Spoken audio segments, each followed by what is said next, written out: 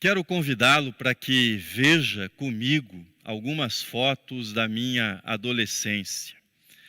Aí estão os meus amigos, da esquerda para a direita, eu estou no centro, de verde.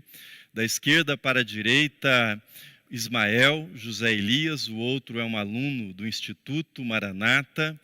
Do meu lado esquerdo, Samuel, e depois o irmão dele, cujo nome não me lembro. Essa foto foi tirada no Instituto Bíblico Maranata, que fica na minha cidade, Marilândia do Sul, ao lado do Castelo Eldorado. Há uma segunda foto, e esta segunda foto é do meu amigo Maurício Cruz. Maurício converteu-se no mesmo culto que eu e o José Elias. E há uma terceira foto que vocês podem ver. Nessa terceira foto sou eu. Você vê, aí não é uma touca, é o meu cabelo mesmo, pode ter certeza.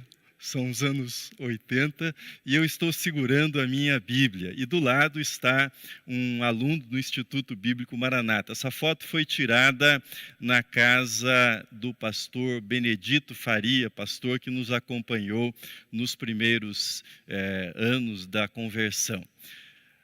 Bem, por que mostrar essas fotos? Na foto que você viu no Instituto Bíblico Maranata, eu havia ido para o culto, e era um culto poucos dias depois da minha conversão, e fui até o Instituto Bíblico para comprar uma Bíblia. Essa Bíblia que você me viu segurando na foto. Eu tinha, na ocasião da minha conversão, apenas o Evangelho de João, aquele evangelho que é distribuído para evangelismo. E depois fui então adquirir a minha primeira Bíblia, e a adquiri com o missionário Geraldo Kern, que era o diretor do Instituto Bíblico nessa época em que eu estou mostrando na foto. De posse da minha Bíblia, João Ferreira de Almeida, novinha, em folha, eu e os meus amigos, que você viu na foto, fizemos o caminho de volta para a cidade. O Instituto Bíblico fica 7 quilômetros afastado da cidade, na zona rural, e nós fizemos o caminho de volta a pé. Se você já andou pelo norte do Paraná, você saberá do que eu estou falando. Nós andávamos por uma estrada de terra batida, que, se vista de longe e do alto, é uma linha vermelha que tem ao lado, dos dois lados da estrada, plantações verdes. E era numa estrada dessa que nós andávamos. Íamos conversando e, a certa altura, eu, distraído, acabei esbarrando na minha perna com a Bíblia, e a Bíblia escapou da minha mão e foi ao chão. Caiu aberta. Se você conhece aquela região, você sabe que lá nós não temos uma terra, nós temos uma tinta vermelha no chão. Eu apanhei a Bíblia tão rápido quanto pude, soprei-a com cuidado, removendo o excesso de terra, mas fiquei com a Bíblia marcada. A lombada da Bíblia marcada pela terra vermelha, e as páginas internas com uma marca muito forte daquela terra vermelha. Essa foi a primeira Bíblia que eu li. Li do Gênesis ao Apocalipse. Depois dessa Bíblia, que ficou marcada pela terra vermelha, eu adquiri uma Bíblia de estudo. E essa Bíblia ficou com a minha mãe e ficou com a minha avó. O ano em que me converti e comprei essa primeira Bíblia era também o ano da redemocratização do Brasil. Quando penso sobre isso, ou seja, sobre a minha conversão e sobre a redemocratização do Brasil, eu me dou conta que toda a minha vida cristã consciente, da juventude e a vida adulta, eu tenho vivido no Brasil redemocratizado. Hoje, me dou conta como o povo da Bíblia, o povo que carrega a Bíblia, o povo evangélico e o Brasil redemocratizado, como eles estão profundamente entrelaçados. Quando comprei essa primeira Bíblia que você viu na foto, os evangélicos estavam na casa de 6% da população brasileira. 6%. Hoje, véspera do 7 de setembro, do nosso Dia da Pátria, os evangélicos estão em torno de 30%, na verdade, se estima mais do que isso, e alguns estudiosos têm dito que o próximo censo deve trazer um número em torno de 35%, ou quem sabe até 40% da população brasileira como população que está arrolada nas fileiras evangélicas. O Brasil mudou muito da minha adolescência e creio que os cristãos evangélicos mudaram bastante ao longo desses mais de 30 anos. A expectativa de que a introdução da Bíblia produzisse transformações no Brasil é uma expectativa antiga. O regente Feijó, no século XIX, nos seus esforços para reformar a Igreja Católica no Brasil, ele viu com simpatia o trabalho que os missionários estrangeiros faziam no território nacional, distribuindo Bíblias. Ele incentivou esse trabalho e abriu espaço para que isso fosse feito no Brasil, quando o catolicismo era ainda a religião oficial. O reverendo Eduardo Carlos Pereira, pastor dessa igreja no final do século XIX e nas primeiras décadas do século XX, identificaria que o principal problema da América Latina era o que ele chamava de problema religioso e seria resolvido somente quando a alma latina fosse moldada pela leitura e pela prática da Bíblia. Voltando à minha adolescência e à minha foto, preciso registrar que eu e os meus amigos, nós somos sobreviventes. Sobreviventes, e a leitura da Bíblia desempenhou um papel essencial na nossa sobrevivência.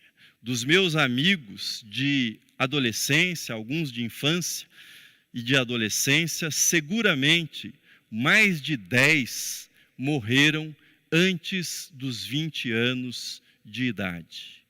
A maioria deles morreu em acidentes de automóvel, acidentes ocorridos durante madrugadas, e nessas madrugadas eles estavam em festas e voltavam embriagados para casa e acabaram morrendo nesses acidentes. A leitura da Bíblia na adolescência nos livrou, a mim e aos meus amigos citados, desse tipo de comportamento de risco, assim como de episódios de violência ou de envolvimento com drogas. Mas será que a Bíblia é apenas um livro de transformação pessoal? Ou existe nela, na Bíblia, alguma esperança de transformação coletiva, de transformação nacional? Que tipo de esperança devemos nutrir quanto à relação da Bíblia com o país ao qual nós pertencemos, no caso, o Brasil? Uma ligação mais íntima entre a Bíblia e um povo é garantia de prosperidade, principalmente de prosperidade econômica? Existe na Bíblia algo que possa se assemelhar a um projeto de país? Tomo a minha história da compra da Bíblia e o acidente mencionado para vocês como uma metáfora. E à luz dessa metáfora faço a seguinte indagação: entre a Bíblia e uma determinada terra, qual é a relação? Outras perguntas que podem ser levantadas para aprofundar esta relação. Qual é a vontade de Deus para as nações? É a vontade de Deus que depois da morte e ressurreição de Cristo exista algo como um Israel brasileiro terrivelmente evangélico? Isso faz parte da vontade de Deus? À medida que mais pessoas são alcançadas pelo Evangelho, isso deveria provocar mudanças na legislação do país, na Constituição do país, fazendo com que esse país se torne um país mais cristão? É parte do plano de Deus utilizar a igreja para conquistar posições de poder e, com isso, ampliar e moldar a cultura de um país, moldar o que nós chamamos de alma da nação? Outras questões relacionadas à conversão e ao desenvolvimento do país podem ainda ser levantadas. Por exemplo, qual é o papel da conversão ao Evangelho e o desenvolvimento econômico de um país? O aumento da presença evangélica na política se reflete numa elevação do nível de qualidade e desempenho dos políticos que se autodenominam como evangélicos? O apóstolo Paulo deixou claro o nexo entre igreja e país nessa passagem que nós lemos ainda há pouco. Segundo o apóstolo Paulo, ele menciona qual é a relação entre a igreja e as autoridades, a igreja e a nação. Ele não menciona apenas que devemos orar pelas autoridades, mas especifica diferentes modalidades de oração: súplicas, intercessões e ações de graças. Isso demonstra, na visão de Paulo, que a oração em favor das autoridades não é algo que seja feito de passagem, que seja feito uma vez ou outra, mas requer um envolvimento permanente, um envolvimento que demonstra um acompanhamento atento aos rumos de cada governo e às ações de cada governante. O objetivo é muito claro dessas orações: para que vivamos vida tranquila e mansa, com toda piedade e todo respeito. A convicção que move a oração, aqui incentivada pelo apóstolo Paulo, a convicção que move essa oração é a soberania de Deus sobre todos os governantes, sejam eles cristãos ou não. O objetivo do governo, o objetivo do Estado é a promoção da justiça, segundo essa passagem, e não a pregação do Evangelho. A proclamação do Evangelho é missão da igreja, o testemunho de que há um só Deus e um só mediador entre Deus e os homens, Cristo Jesus. Essa é a missão que foi confiada à igreja e não ao Estado. Se a missão particular da igreja é a pregação do Evangelho, e no que diz respeito ao governo, seu papel é a oração em favor daqueles que ocupam as posições de autoridade, de onde é que nós tiramos, de onde é que nós extraímos essa ideia de que a nação só seria abençoada quando a maioria de seus cidadãos fosse evangélica e quando os diferentes poderes da República estivessem ocupados finalmente por pessoas terrivelmente evangélicas? De onde é que nós tiramos essa ideia? De onde veio esse pensamento? A cultura evangélica herdou dos protestantes históricos o sentimento de superioridade ética, um sentimento que é típico das minorias religiosas, sejam elas cristãs ou não, que diz mais ou menos o seguinte: somos menores, mas nós somos melhores. E herdou também das práticas pentecostais e neopentecostais, principalmente desenvolvidas a partir dos anos 70 e dos anos 80, herdou o espírito triunfalista, que diz mais ou menos o seguinte: somos menores, mas podemos conquistar o poder, e então chegaremos à condição de maioria. Essa mentalidade evangélica pode ser resumida da seguinte forma: o Brasil só superará as suas mazelas econômicas e políticas com a mudança dos valores religiosos da sua população. Essa é a tese do século XIX. E tal mudança será acelerada se houver na presidência alguém que reconheça isso e utilize sua posição de poder para apoiar a visão evangélica de mundo. Essa é a tese do século XX, principalmente pentecostal e neopentecostal. Como desde a Constituinte, o pessoal da bancada evangélica tem circulado em Brasília, e nada de significativamente modernizante em termos de combate à corrupção ou de desenvolvimento econômico nasceu da atuação deles, da cabeça deles, das proposições deles até agora. De uns tempos para cá, passou-se a justificar a necessidade de evangélicos na política para proteger a igreja, para cuidar da igreja e do estilo de vida cristão. Isso acontece aqui, mas isso acontece nos Estados Unidos também. A ideia é mais ou menos a seguinte: a igreja precisa de um patrono, a igreja precisa de um protetor. Nos Estados Unidos, o presidente Trump falou para um grupo de evangélicos mais ou menos o seguinte, numa preleção sua: cuidado, nós estamos a uma eleição de perdermos tudo que nós conquistamos como nação cristã.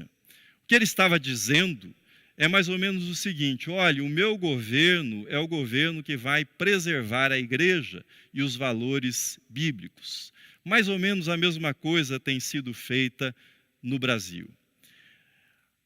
Deixe-me dizer para você, a igreja de Jesus Cristo, a igreja não precisa de uma mãozinha do governo, seja ele qual for, para pregar o evangelho. Mas e a perseguição? Perguntarão alguns. E a perseguição à igreja? A perseguição nunca conseguiu deter a igreja, tampouco impedir a propagação, a disseminação do evangelho. Mas quando a igreja, quando ela se torna sócia dos palácios, ela fica desacreditada e corrompida. Isso em qualquer época, em qualquer lugar da nossa história. Ou como bem disse o teólogo Horton, não é quando somos jogados aos leões que perdemos tudo, é quando pregamos outro evangelho, é quando confiamos mais em César do que em Cristo. Jesus não veio ao mundo para restaurar a teocracia em Israel ou em qualquer outro país. Jesus nunca teve em mente qualquer governo terrivelmente evangélico em qualquer lugar do mundo. A única nação cristã no mundo, a única nação mencionada hoje como cristã é aquela reunida e descrita no Apocalipse, reunida de toda tribo e língua e povo e nação, que está diante do seu rei Jesus. Na grande comissão, Jesus deu autoridade à igreja para fazer discípulos e não eleitores desse ou daquele partido, para proclamar o evangelho e não as suas opiniões políticas, para batizar em nome do Pai, do Filho e do Espírito Santo e não para batizar em nome da esquerda ou da direita, para ensinar tudo o que Jesus ensinou e não as nossas prioridades ou as nossas preferências políticas. O que quero dizer com isto é, neste ano nós teremos eleições novamente, eleições municipais. Não caia nessa conversa evangélica eleitoral dos buscadores de votos que o fazem sob o argumento da grande ameaça da igreja e se apresentam como protetores políticos da igreja contra os inimigos da fé cristã. Quem faz isso Quem usa esse tipo de argumento está fazendo de Jesus um mascote eleitoral. E Jesus não é cabo eleitoral de nenhum bispo, de nenhum pastor, de nenhum tipo de liderança religiosa. Ele é o Salvador do mundo, o Redentor nosso e não o nosso cabo eleitoral. Jesus nunca precisou de César para defendê-lo. Aliás, Jesus foi crucificado numa aliança entre religiosos e políticos do seu tempo, numa aliança entre a teocracia de Israel e o império militar de Roma. Foram eles que crucificaram Jesus. Existe uma vontade de Deus para a sociedade? Existe uma vontade de Deus para o Brasil, para a nação? Se existe, como é que nós podemos conhecer essa vontade? Qual é o papel do Estado democrático na implementação da vontade de Deus para a sociedade? Essas são perguntas importantes. Lutero e Calvino, reformadores, trataram de responder essas perguntas à luz da Bíblia, e para fazê-lo, eles separaram as esferas do Estado e da Igreja. E segundo o ensino dos reformadores, conhecido como teologia dos dois reinos, principalmente entre os luteranos, para os cristãos existe um só Salvador, existe um só Deus, existe um só mediador, Cristo Jesus. E Cristo governa o seu povo por meio da Igreja, no seu reino, que é um reino espiritual. E Deus governa o mundo por meio do Estado. O que diz respeito à convicção pessoal, à vida espiritual, aos valores do reino de Deus, isso diz respeito a Cristo, à Igreja e ao reino de Cristo. O que é externo ao indivíduo, o que trata da vida em sociedade, diz respeito ao Estado. O que diz respeito à justiça, nesse sentido externo, diz respeito ao Estado, aquilo que os reformadores chamaram de reino temporal. A igreja de Cristo, com a Bíblia na mão, ela deve ser a consciência do Estado.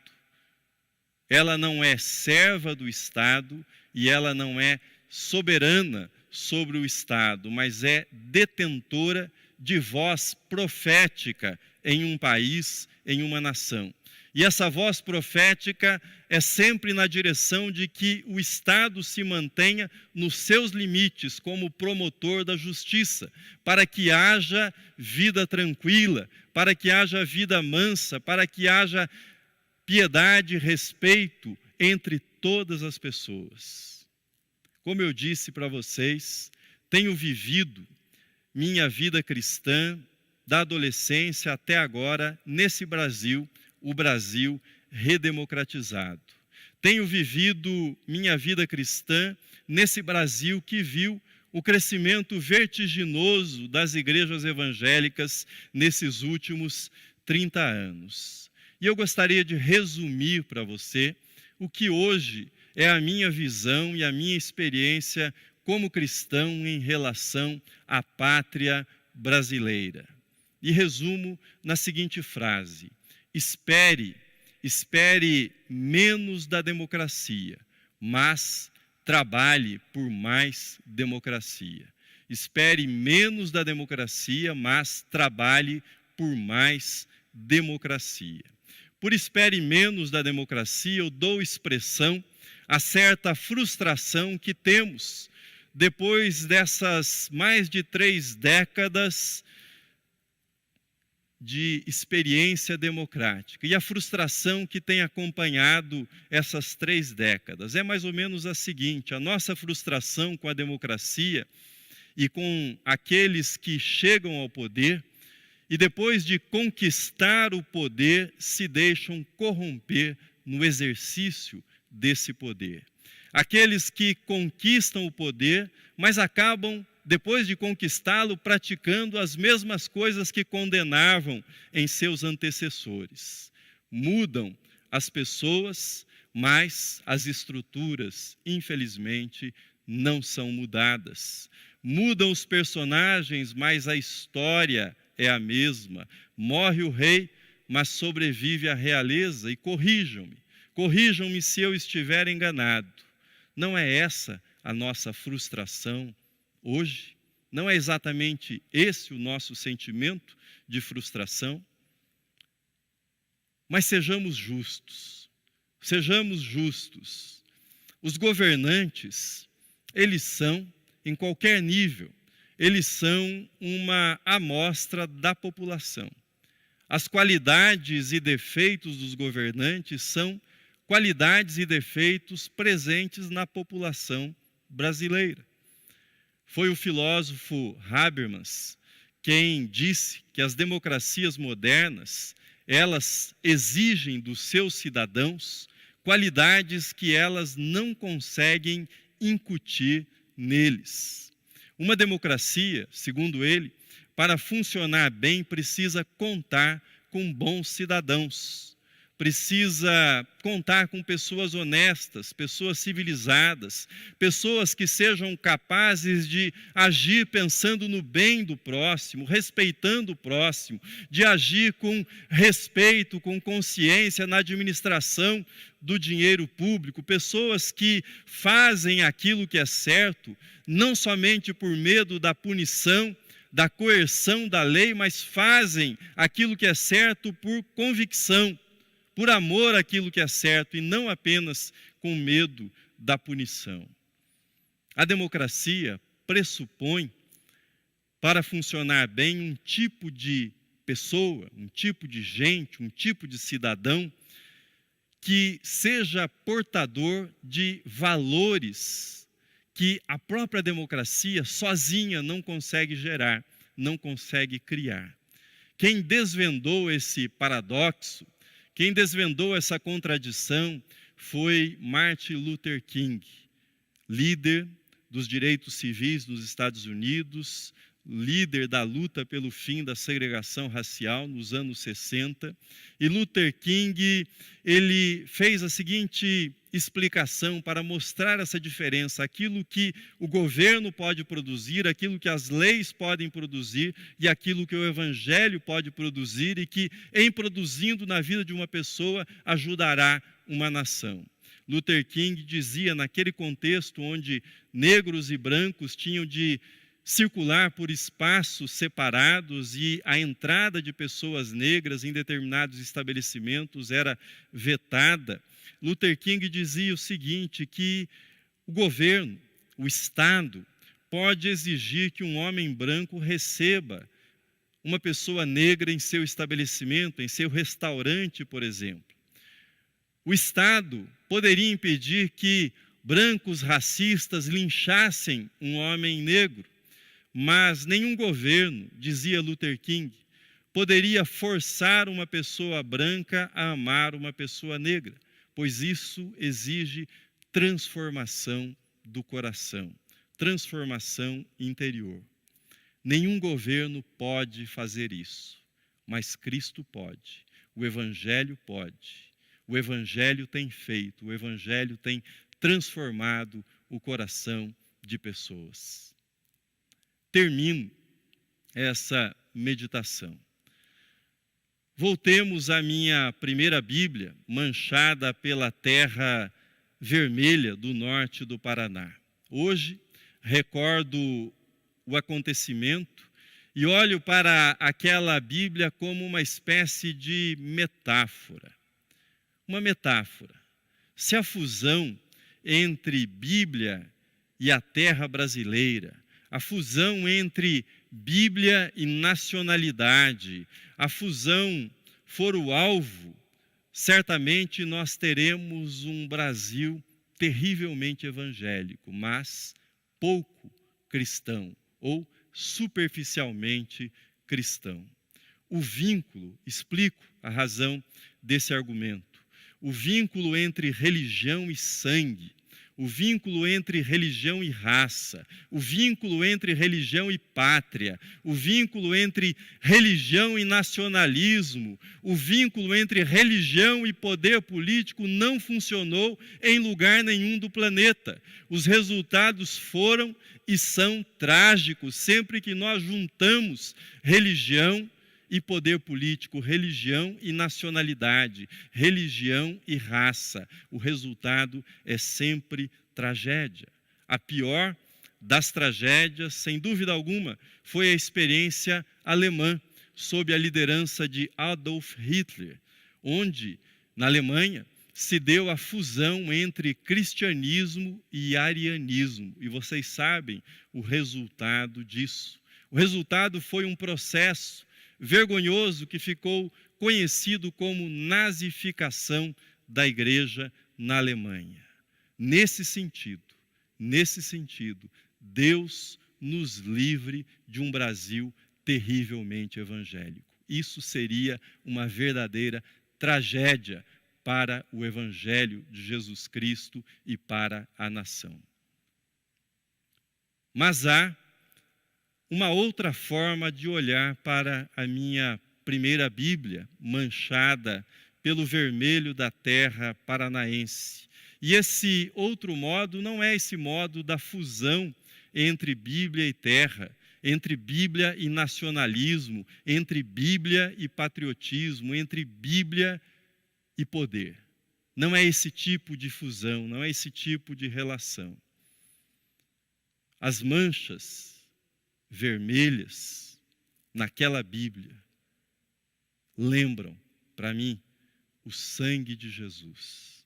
Lembram o sangue de Jesus derramado para comprar para Deus aqueles que procedem de toda tribo, de toda língua e de toda nação. Aquela Bíblia conta a história de 3 adolescentes alcançados pelo amor de Jesus Cristo demonstrado na cruz, alcançados no meio de um lugar sem nenhuma importância econômica, sem nenhuma importância política.